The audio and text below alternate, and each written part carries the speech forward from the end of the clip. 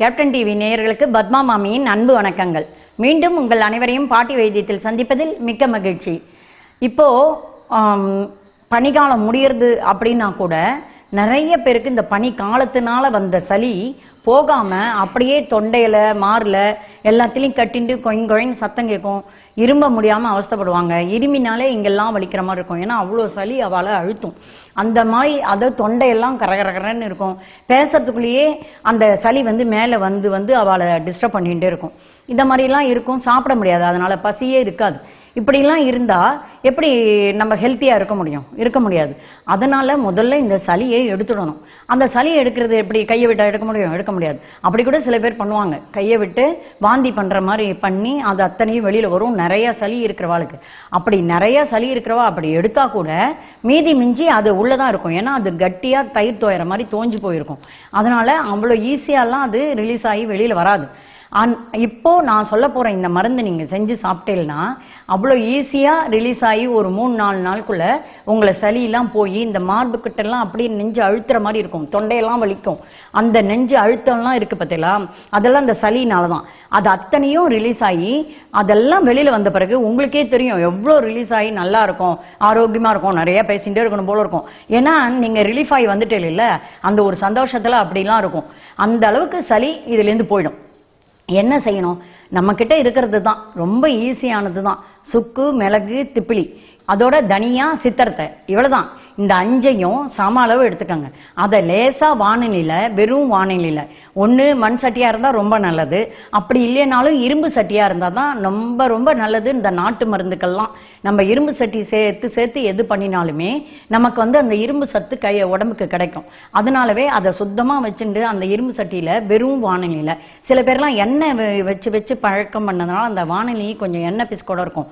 அப்படிலாம் இருக்கக்கூடாது.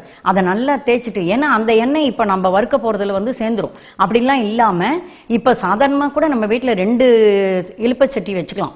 ஏன்னா அந்த ஒன்று எண்ணெய் விட்டு பண்ணுறதுக்கும் ஒன்று எண்ணெய் இல்லாமல் வறுக்கிறதுக்கும் கூட வச்சுக்கலாம். அந்த மாதிரிலாம் அப்படி இருந்ததுன்னா நல்லது. சரி, இப்போ எண்ணெய் இல்லாத ஒரு சட்டியில் எண்ணெய் விடாமல் நான் சொன்ன இந்த 5 ஐட்டத்தையும் போட்டு நல்லா வறுத்துட்டு, அதாவது பொன்னிறம் அப்படி சொல்லுவோம் இல்லையா, அந்த மாதிரி வருங்க. ஒன்றுனா தான் வறுக்கணும். எல்லாத்தையும் ஒன்றோட ஒன்று போட்டு சேர்த்து வறுக்கக்கூடாது. தனித்தனியாக வறுத்து எடுத்திங்கனாலே அது ஒன்றுன்னே வறுக்கும் போதே உங்களுக்கு ஒரு வாசனை வரும். அதுவே உங்களுக்கு ரிலீஃப் ஆகிற மாதிரி இருக்கும். அந்த மூக்கு வழியாக அந்த வாசனை, அந்த புகையை மூறும் போதே உங்களுக்கு அது உடம்புல சளி குறையிற மாதிரி ஒரு ஃபீலிங் வரும்.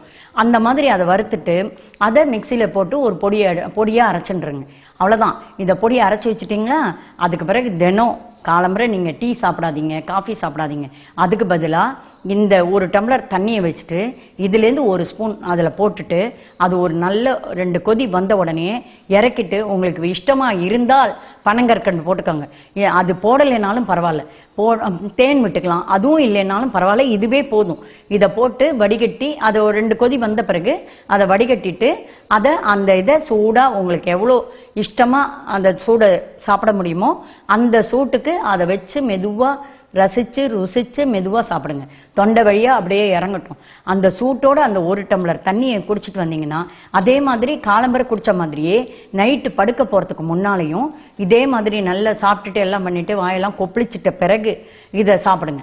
இதை சாப்பிட்ட பிறகு இதே மாதிரி சூட்டோடு சாப்பிட்டுட்டு நீங்கள் போய் படுத்தீங்கன்னா தூக்கமும் உங்களுடைய சளினால் டிஸ்டர்ப் ஆகாமல் கரகர சத்தம்லாம் இல்லாமல் நல்லா ஆயிடும். இது என்னன்னா ஒரு 4 நாள் 5 நாளைக்கு தொடர்ந்து செய்யுங்க. அப்படி 4 நாள் 5 நாள் செய்யும்போது தான் கொஞ்சம் கொஞ்சமாக எந்த ஒரு இதுவுமே நோயுமே நமக்கு டபக்குன்னு வந்துடும், உடனே வந்துடும். எங்கேயாவது ஒரு நோய் இருக்குன்னா நமக்கு உடனே வரும்.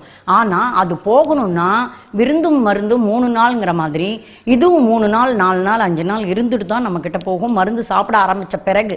அதனால் மருந்து சாப்பிட ஆரம்பிச்சிங்கன்னா ஒரு 3 நாள் சாப்பிடுங்க, உங்களுக்கு நல்லா ஆகிடும். அப்படி நல்லா கொஞ்சம் நல்லா இருக்குது, கொஞ்சம் நல்லா ஆகலை அப்படின்னு தோணிச்சுன்னா இன்னும் 2 நாள் கூட சாப்பிடுங்க. இது ஒன்றும் அதனால் கெடுதல் கிடையாது. இது ஒரு ஆகாரம் மாதிரி தான்.